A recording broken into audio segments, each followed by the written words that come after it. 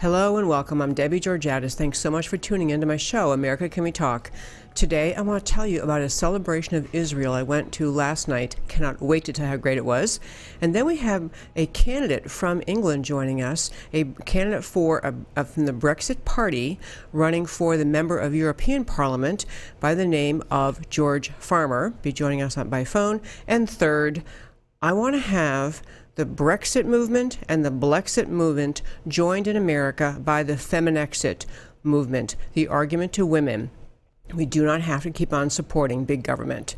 And at the end, of course, I'll tell you why all these matter to you. Stay tuned.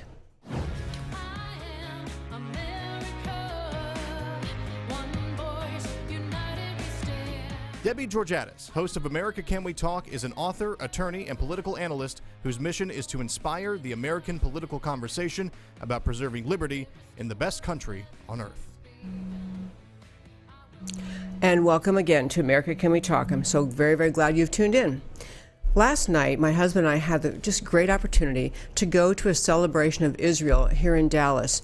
To be precise, yesterday was the first anniversary of the move of the American embassy in Israel from Tel Aviv to Jerusalem, the capital that the country actually has chosen as its capital. So, President Trump made that move a year ago yesterday, and so that was a great celebration a year ago, and that date was actually chosen as the anniversary of, I believe it was the 70th anniversary of the founding of the State of Israel.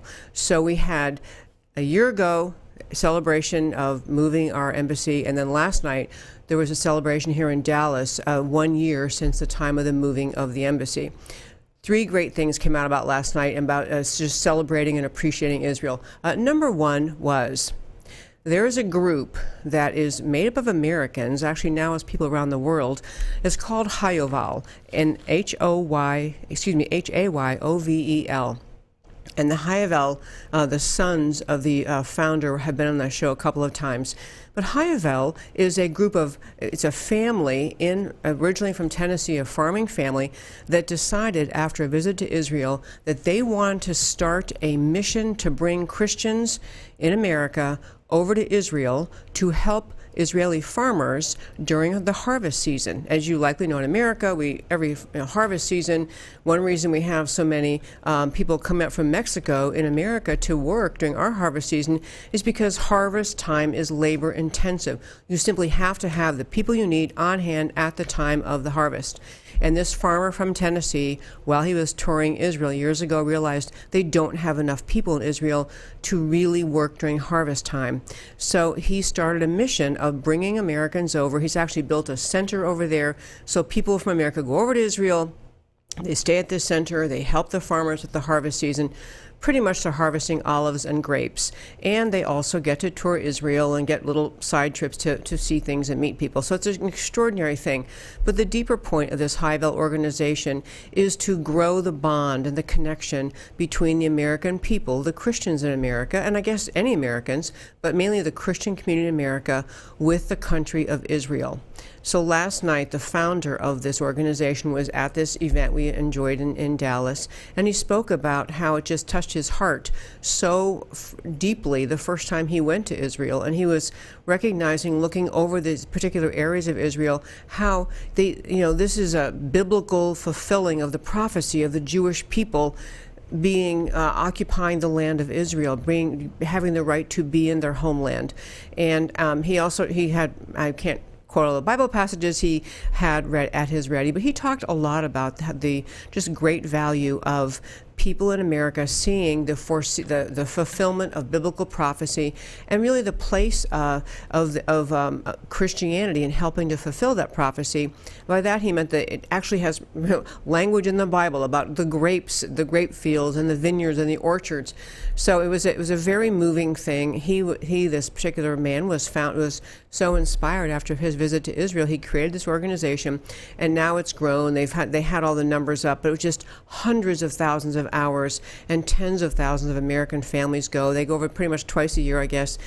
But it was just a really inspiring thing. And then he even spoke more deeply about the idea that we need to be more clear, embracing, and loving the idea that Christianity grew out of Judaism, that the Christian Bible, that he's deeply Christian, this guy who founded it, but the Christian faith grew out of these scriptures, the Old and New Testament, and talked about how we have been pushed around by false theology, false dichotomy into feeling separate. Christians have felt separate from or somehow distant from the Jewish faith, and that in fact we have in common the one God, the belief in the Bible that is described in the Old Testament and carried through into the New Testament. One God who's the father of us all, the father of Abraham and Isaac and all of that. So it was a very, very inspiring evening. There were Jewish people in the room, very, very earnest, conservative, almost Orthodox Jews, and a lot of Christians too, all celebrating the kind of reconnection of America and Israel through Hayavel. Last thing I'll tell you was so interesting. One thing that also came out last night. I had never heard this, but back at the time of the founding of America, when our precious, vitally important American founders were thinking through what they should put on the seal, what should be on the seal, which we all know in America, we recognize as the United States seal. Well, I sent to my incredibly wonderful producer, Matt, a seal. I don't know if you can see what this is. This was, what you can see on the screen, choice number 2.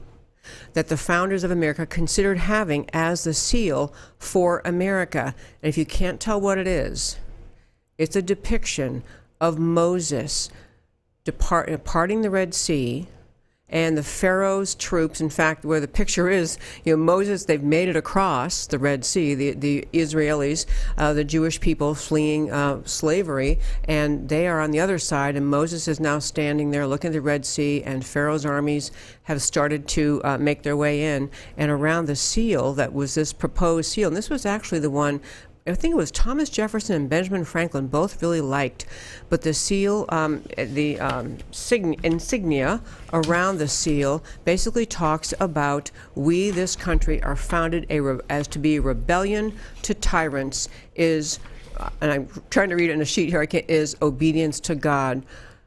Rebellion to tyrants is obedience to God. And again, last night they were celebrating America's founding, and our founders' thinking was about this great and extraordinary idea of one God that really was the reason our forebears came to America, to escape religious tyranny, to find a place we could have the right to worship freely, the right to have one God, and the idea that we embellished that, we wrote that into our founding documents, including, of course, our precious First Amendment with the freedom of religion. So it was a great and inspiring evening. I put a link up to Hayavel's website on my website, so if you go to americacanwetalk.org, on the homepage, under shows, go down, list of links, you can find a description of Hayavel. Many people in the audience last night had been to Israel on this Hayavel trip thing. It was just truly extraordinary. Great time. Okay, and that, my friends, today is today's First Five. So, turning now, we have a guest joining us by phone. This is a gentleman who you'll hear in a moment. His incredibly lovely, I love accents. He's got a British accent, but he's here in America. His name is George Farmer, and he was integral and very involved early on in England in creating and working toward the energy of the Brexit Party, and that was again an acronym collapsed down from British exit from the European Union. And he's now a candidate for a place to serve as a member of the European Parliament as a representative of the Brexit Party in England. So, George Farmer, I think we have you online. Hello. Hi, Debbie. Can you hear me? We can hear you loud and clear. It's great. Hello, sir. Well, I'm so glad you could join us. And there he is on the screen. This is our friend George Farmer. Okay, so I'm going to give you a little bit more information about him. He spent the last 7 years helping run and manage Red Kite Capital Management, a commodities hedge fund specializing in metals. He was a partner there. He worked in banking in the U.S. firm Jeffries. He holds a first-class degree. That's obviously a British name for a college degree. He holds a first-class degree from Oxford University in theology. Graduated 2011. He helped start the UK chapter of the student activist group Turning Point USA. Love them. We've talked about them many times on this show. And he was chairman before stepping aside to pursue other endeavors. He's a former member of the Conservative Party. and he is now began working on this on the Brexit Party, and he has supported a variety of causes in the UK, focusing on veterans, Israel. Oh, you probably like my first five then, Israel, and Vote Leave. He is also engaged to Candace Owens, an American conservative commentator, been on the show a couple times, and so here he is, George Farmer. Hello again. Hi, Debbie. Great to be with you today. So glad you are here. So I'm just going to jump right in so we maximize our value. I want to go back to the beginning of Brexit, the beginning of the movement in England to urge people to vote for the UK to leave membership in the European Union. Why did you get behind that? What was all the thinking behind that? I mean, look, the vote to leave in 2016, I draw many comparisons between vote to leave and the election of Donald Trump as president, 45. I mean, there was a desire to arrest a movement towards the loss of sovereignty. And in the UK, that's particularly felt with the European Union, who have slowly, over the course of many years, eroded the powers of national government and drawn powers into a central authority run from Brussels.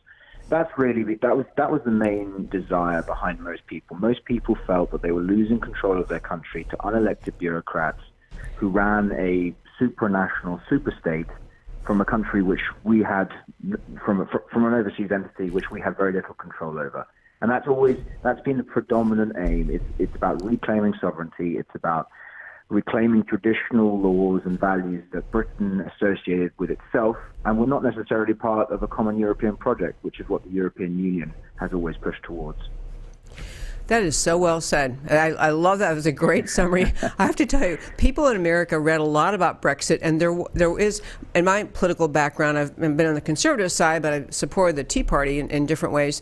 It felt like the same sentiment in America, just kind of, we want our country back, we want sovereignty, we want the government to listen to us. Do you agree there's an analogy there? That's absolutely right. I mean, there was a revival. I mean, if you looked at the run up to the 2016 referendum in the UK on June 23rd, there were so many people who said it could never happen. We had the big corporations coming out and saying it could never happen. We had the International Monetary Fund coming out and saying Britain would be a disaster if we voted to leave alone. We had all the media outlets. We had the Bank of England. We had the government, we had the opposition to the government, we had every single major political and media and financial pundit coming out and saying that if we voted to leave, the UK would become irrelevant, small island, no player on the world stage. We would basically become a complete backwater. And as has been proved since 2016, when Europe is suffering record unemployment amongst its youth population, Britain has continued to carve a role for itself in the world and continues to play as the fifth largest economy. We continue to remain Europe's predominant defense power. We continue to remain, crucial to the security of Europe. And yet at the same time, there were statistics coming out before the referendum that said if we voted to leave, let alone regardless of whatever deal we got from the European Union, if we voted to leave alone, it would cost the economy 700,000 jobs. And yet, since the vote to leave, the UK economy is now at almost record employment. I love that. I printed out, getting ready for today's show, I realized there's so much to read about all the predictions ahead of time and the danger to the people, and the country's going to fall apart. And then actually what happened was just amazingly quite the opposite. Quite the opposite. I want to go back one more time, just kind of understand something. You were talking about a little bit about the sentiment behind Brexit, and you talked about the traditional roles and values of England, the traditional culture and all that wasn't necessarily the same as was being inflicted by the European Union, or was just different from the European Union. By that, was it a cultural thing too? A sense of, I think in America, I think we have this culture of freedom in our country, and so we resent big government. Was it that kind of sentiment about England? Yeah, I think this is a slightly more intangible point, and commentators will argue over this, many times over. But the way that the way that capitalism traditionally, for example, has been defined is that there's an Anglo-American version of capitalism, which tends to be free markets, a belief in individual entrepreneurial spirit, a belief in freedom, a belief in the right of the individual to choose and to forge a path for themselves. And that stands in pretty stark contrast to Franco-German statism, as I tend to call it, which is that there's the French and the Germans have traditionally tended to look at things top down. We must regulate every part of your life. And the European Union views it, if I came to you with a transaction to do, they view it as their role to regulate that transaction. Whereas if you and I, as a British and an American, came together and we just decided to engage in a transaction, the cultural difference is that we would say, why do we need to have this transaction regulated? Whereas the French and the Germans would say, this transaction inherently must be regulated. And that's always a way I think is the best way of looking at it. Europe is far more statist. It's got a greater history in sort of socialist statism, whereas Britain and we've tended to look further afield. We've tended to look to America. We've tended to look to Australia, to South Africa, to New Zealand, to countries much further away than just Europe to define ourselves. It's in part because of the history of the country, but it's also in part because of the English language. It's united us to a part of the world which the rest of the continent of Europe has never really been united to in any way, shape, or form. And so over time, that difference has sort of become more manifest. And now, obviously in 2016, that was one of the defining factors. It was we could look beyond Europe to define our new role in the new world. I'm so glad you said all of that. I love the whole feel of it. It just has a feel. I use the expression freedom, and it has many different definitions, but it is a freeing feel, this opposition to statism. That's a word frequently used in America now, describing the mindset of some in Washington. Okay, so now we had the Brexit vote, and they won. I believe it's 51.9 versus 48.1. That was June 20th. Yeah, June 23rd, which, given how much the media and all the powers that be weighed in against it, pretty much of a landslide in favor of leave. It seems like, even though it was close, everyone arguing against it. Yeah. So where are we now on Brexit? We had a lot of false starts. Theresa May got some involvement and maybe was struggling negotiating. Where do we stand on that now, on Brexit? That's a good question. I think most British people will be pretty confused too. Just on your starting point, the vote to leave, 51.9 versus 41.8. To put that in numbers, that's 17.4 million people versus 16.1 million people. Just to give that some context, no government or any vote in the history of the United Kingdom has ever had 17.4 million people vote for it in the history of our country, which means that it was not only a big majority that it was voted through by, but it was also the largest democratic mandate that the country has ever received in anything ever. So it was a huge mandate, and the government was obliged to take it seriously. And that then leads me on to what you were asking next, which is what's happened next. Basically, to understand Brexit in the UK, one must understand that the Parliament, as it stands, does not represent the will of the people right now. So the majority of the members of Parliament, MPs as we call them, were Remainers, and they wanted to remain within the European Union. The majority of the people wanted to leave. Now, what we've seen play out since June 2016, so 3 years coming up to, is effectively a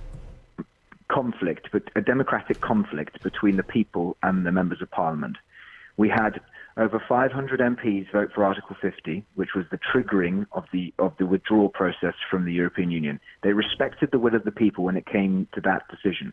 What then happened was, effectively, for the last 2.5 years, since Theresa May has been negotiating this withdrawal agreement, is that it's become Brexit in name only. So it's become what we call Brino, which is basically a way in which they can dress up the idea of us actually having voted to leave and present Brexit to the people. But in all essence, we are still part of the European Union. In fact, we have actually less say now than we did before.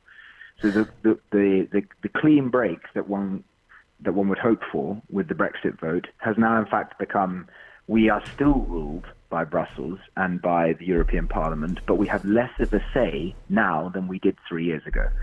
Now, that hasn't actually gone through yet because Theresa May has been trying to push this through with her withdrawal agreement, which has now suffered 3 crushing defeats in the House of Commons. It's now rumoured that she is trying to warm this up for a 4th attempt by trying to seek some kind of cross-party agreement between the Labour Party and the Conservative Party. And if that happens, that would be a complete disaster for both Labour and Conservative, because that would mean effectively that both parties would be selling out their voters who voted to leave, and as a result, both parties will be severely damaged at the next general election, which we would have.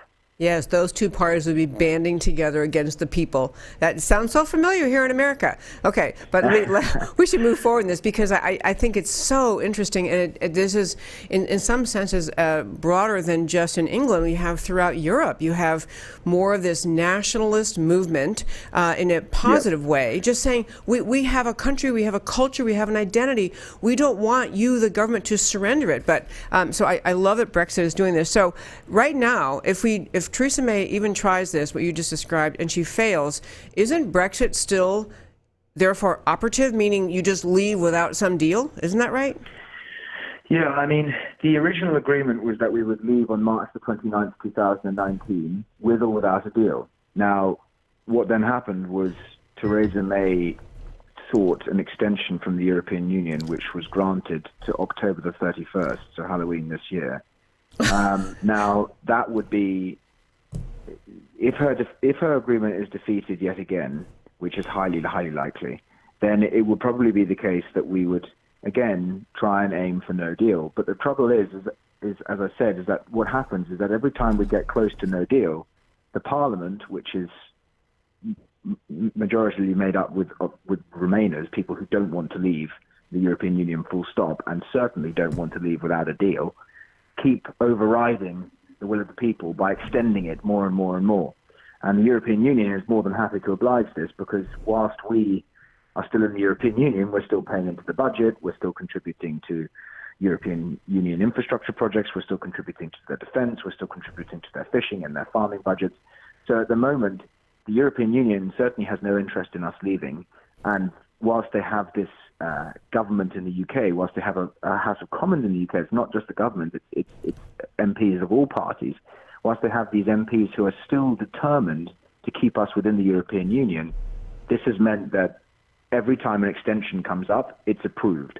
So what's been happening is that this has just been being pushed out further and further and further.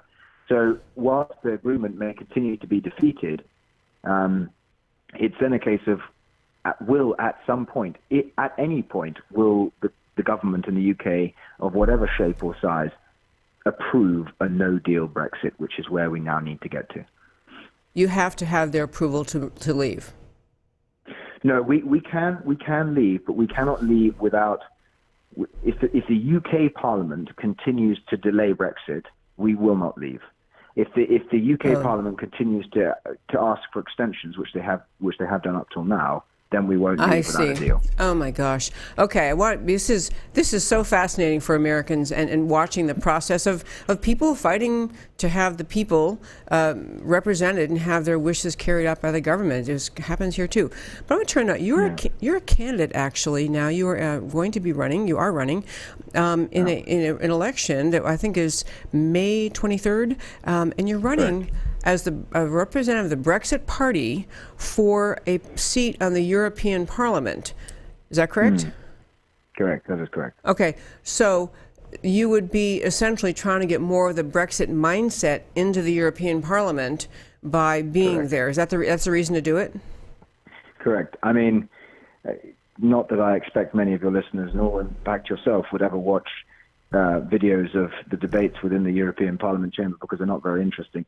But there was quite a funny video not so long ago where the leaders of the European Parliament, in fact, got up and gave a speech, or one particular leader, Guy Verhofstadt, who used to be the former Belgian Prime Minister, got up and gave a speech saying that they should at all costs keep the Brexit party out of the European Parliament by getting Britain to to agree to withdraw before May 23rd. I mean, the general feeling, and I mean this is slightly more broader European thematic here, is that there is a drive across Europe, not just in Britain, but across the whole of Europe, within Italy, within Spain, even within Germany, within France, within Sweden, within all the major European powers. There is a sudden drive of whatever you like to do, however you like to define this term, but populist parties, national populist parties, who are seeking to reclaim the sovereignty of their countries from this international, supranational superstate of Brussels.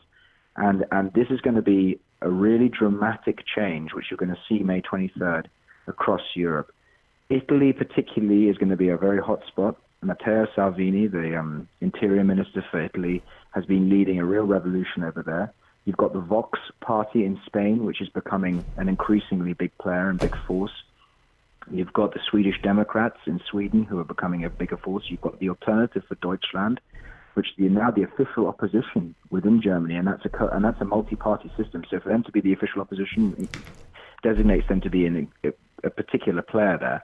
You've got the Freedom Party in Austria, and you've got France with Emmanuel Macron now trailing in the polls in abysmal numbers there, and we'll have to wait to see what sort of populist revival happens in that part of the world. But across Europe, you've got these parties which are seeking to reclaim sovereignty because they recognize the damage that the European Union, and particularly for those countries within the Eurozone, i.e. those which accept the euro as a currency, those countries are being severely damaged now by the European Union. And so you're seeing this rise of populist parties across Europe. And the Brexit Party, which is obviously led by Mr. Farage, and that is our manifestation. We should never have had to fight these elections. We should never have had to fight these elections within Britain.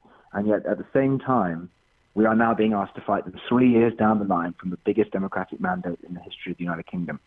So the anger within the UK is palpable because people can suddenly see that this is not just about Brexit. It's not just about leave or remain anymore. It's now about democracy. It's now about democracy being respected within our country.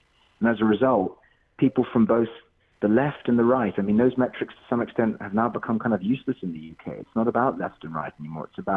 It's about democratic versus globalist in some ways. And as a result, the people are flocking to the Brexit Party. The latest opinion polls had them at 34% in the European elections, and that's for a party which was established only a few weeks ago, which is remarkable in an election which fields multiple parties. So in the UK, for the European elections, it's traditional that 5 or 6 parties would stand forward.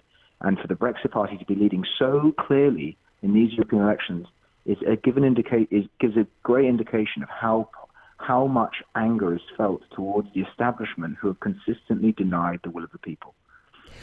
You know, you already answered my next question, and I'm glad you jumped into all that. But that is exactly what I was going to go to. Is the polling is showing in the UK that the Brexit candidates for the European Union Parliament have taken the lead. I mean, taken the lead among other long-standing parties, probably well-known parties. This is the spirit of the people, basically saying to this ruling elite mindset, you're not going to ignore our vote. You're not going to act like we do. I have to commend you for that. And I want to remind our listeners, too, on March 28th, we had Katie Hopkins and Elizabeth Savage-Wolf in studio talking about, what's happening in Europe and the whole notion that we have more and more people being part of the populist nationalist. We want to define our country, and they said, keep your eye on these elections that are now upcoming on May 23rd. These elections that are, they were saying this is very much of a bellwether about whether this drive for populism, this drive for your country, redefining your country, really has the majority behind it or not, because it's going to impact what happens in the EU elections. Absolutely, and I mean that is a key talking point here, and I think Europe is in for a big shock. And I mean there is a degree to which the Brexit Party is now reflecting a much broader sentiment within British society, which is that it's the main parties, the traditional parties of the UK, Labour and Conservative, who have been the dominant ruling parties for basically the last 100 years, if not longer. These parties are now part of the problem. In the same way that Donald Trump talked about draining the swamp. That was one of his key mantras in becoming president. And there are great comparisons between that and what is now seen as the Westminster bubble. Westminster, which is obviously where the British Parliament is held within London, and it's now seen as people are almost having sort of Paul on the road to Damascus moments of conversion here. They're seeing the light shine around them and suddenly going, hang on a sec, these two parties who have claimed to represent the people for the last 100 years are actually a huge part of the problem, because they do not represent the people. They have been in power far too long. They've got far too comfortable. It's very much a swamp. It's perhaps not much of a financial swamp as it is in the US because of the lack of political lobbying that we have in the UK. But nonetheless, these politicians who are sent to Westminster by the people have very little interest in respecting the will of the people. And as a result, it's now also the case that the Brexit Party is polling substantially sort of close to a point where it could even start taking huge numbers of seats in a general election. And that is something that's always something that's not happened we're looking back to the start of the Labour movement in the UK, which would be at the beginning of the 20th century. So you're talking in the early 1900s. The last time a party burst onto the scene to seize real control of the national debate was at the beginning of the 1900s. And the Brexit Party is now polling in the early 20s for a general election. That is a huge, huge number. We are talking about a seismic shift in the way that British politics is undertaken in Westminster, and that is going to have lasting ramifications for years to come, because people are now realizing, as I said, that why would you vote Conservative? As you said at the beginning, I was a member of the Conservative Party. My family have been backers of the Conservative Party. I've supported the Conservatives. I've canvassed for the Conservatives. I've given money to the Conservatives. And now I would say, why on earth would I ever do that again? These people have not represented me, and they continue to rely upon me. They continue to rely upon my vote, and all the other support. But at the same time, they're not enacting the will of the people, and that's hugely troubling for the majority of the British populace, who are now waking up to this. So it's a very interesting time in British politics right now. It most certainly is. George Farmer, you are extremely well spoken. I love the way you've helped all of us understand better what's happening in the UK in this upcoming election. We will watch this election on May 23rd, see how all the races go, see how the UE is hopefully reconfigured by some of the candidates from the various parties and countries you mentioned. And thank you so much for your spirit of fighting for freedom. I just love it. Not at all, Debbie. Thank you for having me on. Great talking with you. Thank you, George Farmer. Great. Cheers. Thanks, Debbie. Bye. Okay, bye-bye. I should have said cheers, rats. I love that British accent. I will close this by saying I didn't, that's about the agreement of our length of the interview, but I wanted to mention George Farmer, is engaged to Candace Owens, who is a founder of Blexit, which is the Black and Latina exit from the Democrat Party. And so Brexit meets Blexit. These two are engaged. It's a very compelling story, and he's just obviously in his own right extremely well spoken. And she's a leader here in America, speaking up about what Brexit needs to mean in America. I'm probably going to cover some, I guess maybe after the elections in the EU, May 23rd. But I'll close this segment about George Farmer to say I started doing some reading today about Brexit and what got it all started. And it's the most astonishing thing. It's the most astonishing thing. The EU, the European Union, is really just a lot like the administrative state in Washington. They actually had, after years of litigation, because the EU sets regulations on what can be sold, and all sorts of things related to commerce, and the EU, was the governing authority, higher than the governments of their member countries. So chocolate manufacturers in England had a years and years long court battle over the right to sell chocolate made in England into the European market because they didn't use the right kind of cocoa or butter, whatever it was.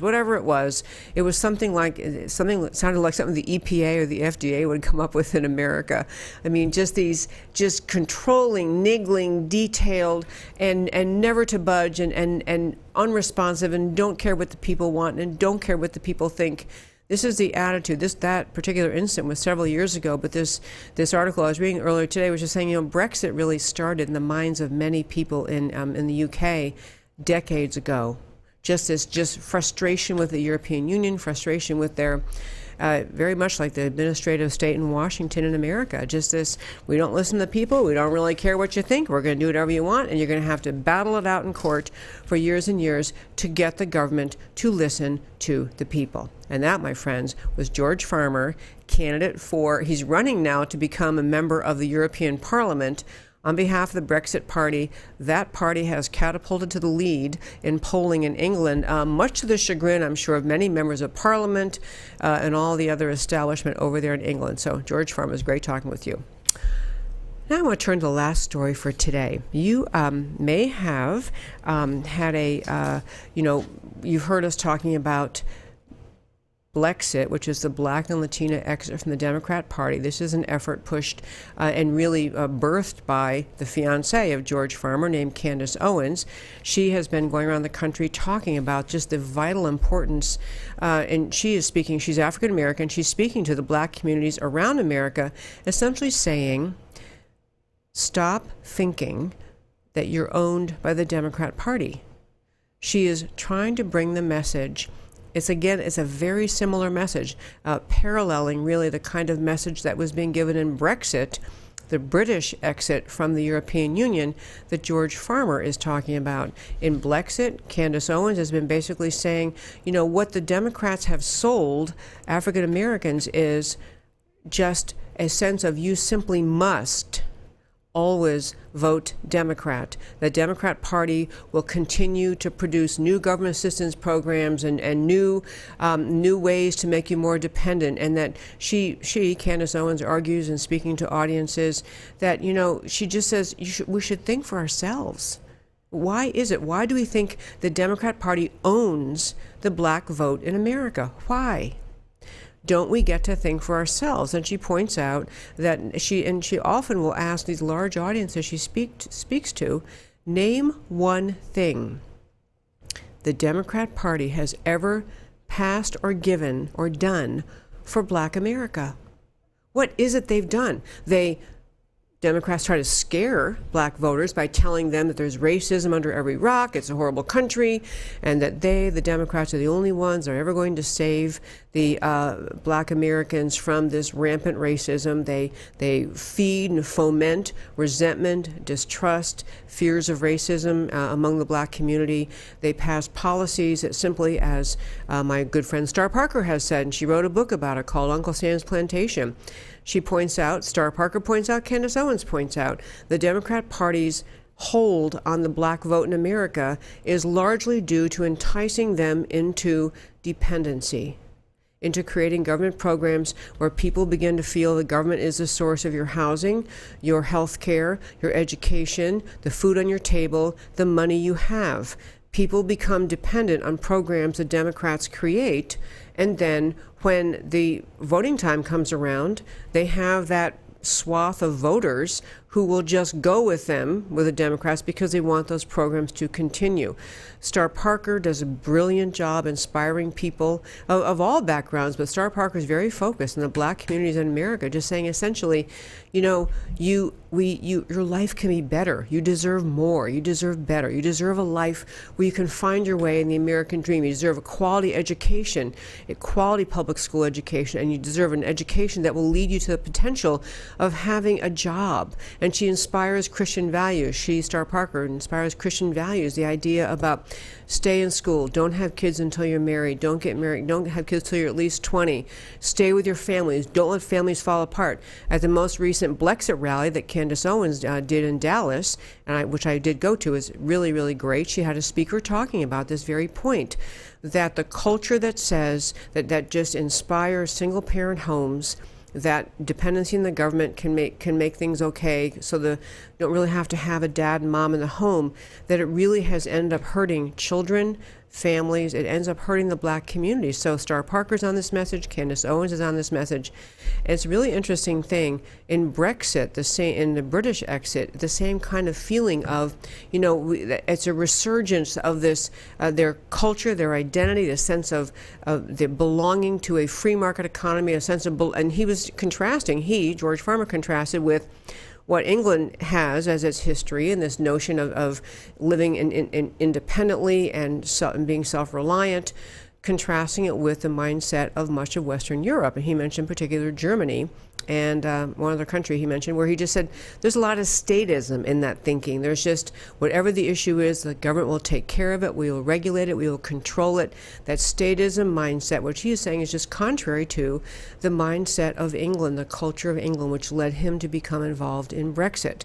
So I want to tell you that I think we need in America, as we come up on the 2020 elections, we need to have the feminexit.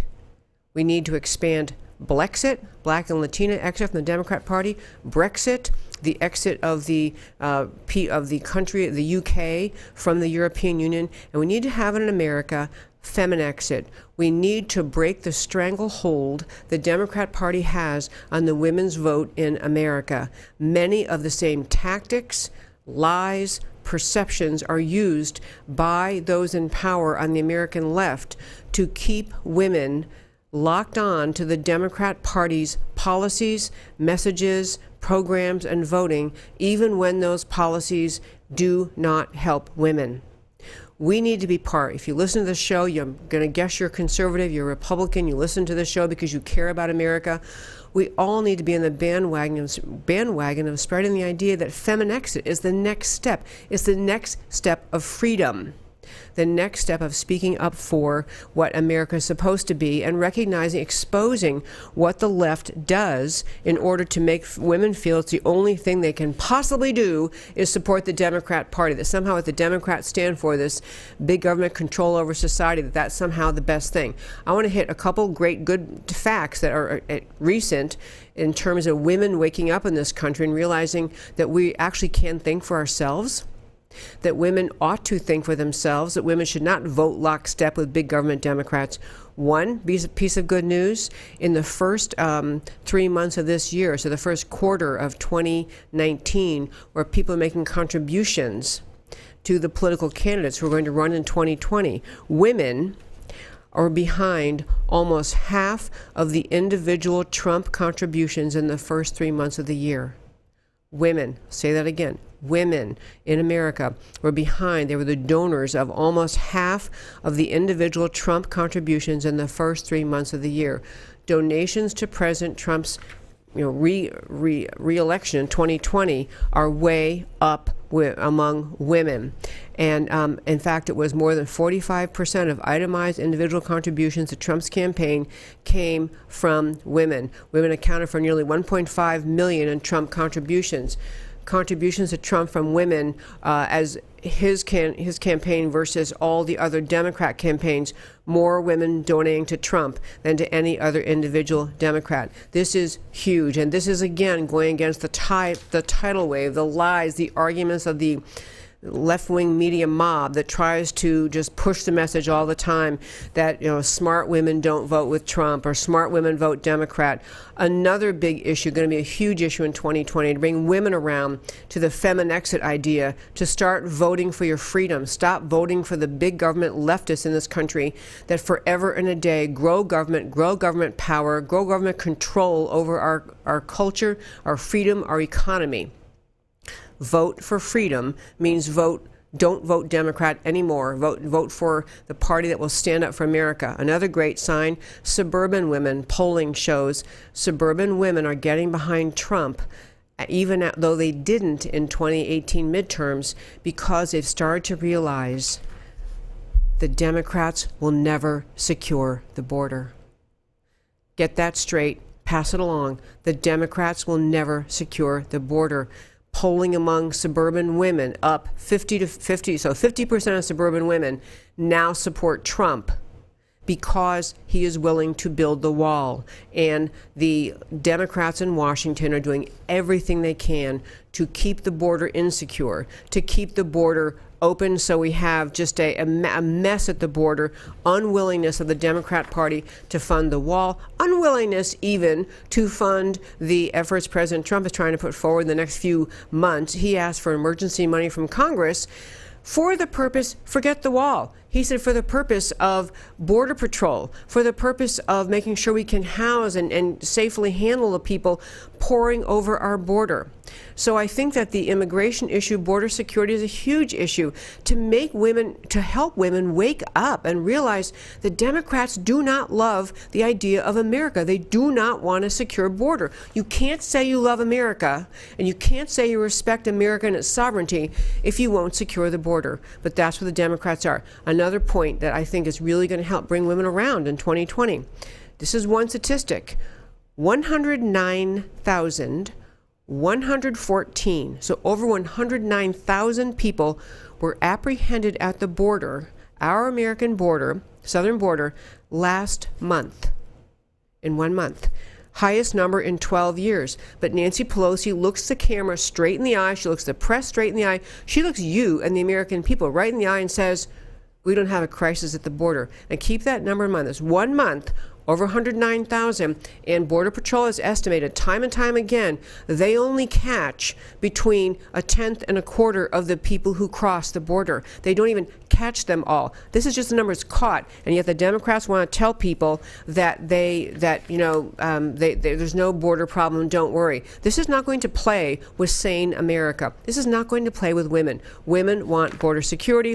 There was also a big conference in Washington. I'm running out of time, and I want to get to my why it matters to you, but there was a big conference in Washington where a Middle Eastern group, women standing up for Middle Eastern women, did a big conference in Washington saying that President Obama, his presidency, his attitude toward radical Islam created ISIS. President Obama created ISIS, and President Trump encouraged Sharia law, which is hurting women around the world. Middle Eastern women saying Trump is the guy standing up for women around the world. There are also just a large number of new groups being formed in this country, new groups speaking up for the message that women, intelligent, educated women, must stop voting for the left-wing radical Democrat Socialist Party that is now what your choice is in Washington. The Democrats in this country they are the radical left-wing socialists. Their agenda is not America's agenda. And women need to wake up to that. We need to join. We got to have the Feminexit folks join the Blexit and the Brexit folks. And now, my friends, I want to turn to I always close out the show with, which is the closing part of the show, which is our Why It Matters to You. And Matt has them up on the screen. I'm going to tell you why it matters to you. We talked about Israel's 71st anniversary. There's a vibrant Jewish-Christian reconciliation movement.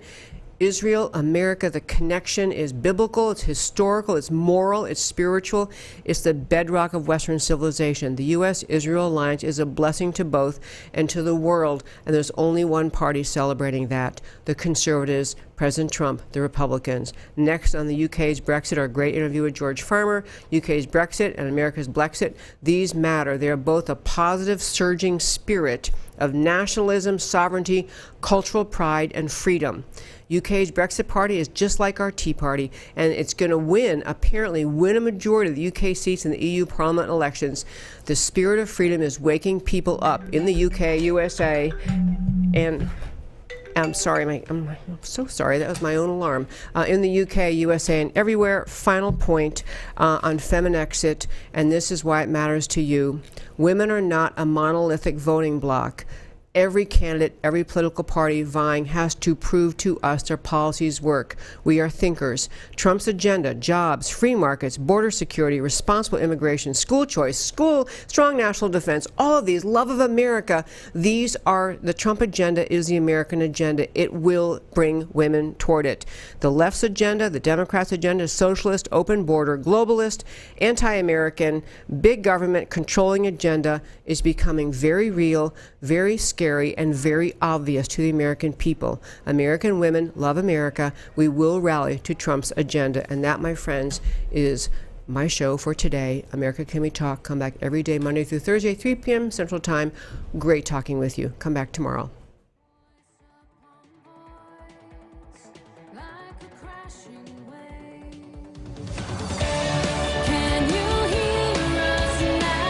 America Can We Talk? Truth about America. Can you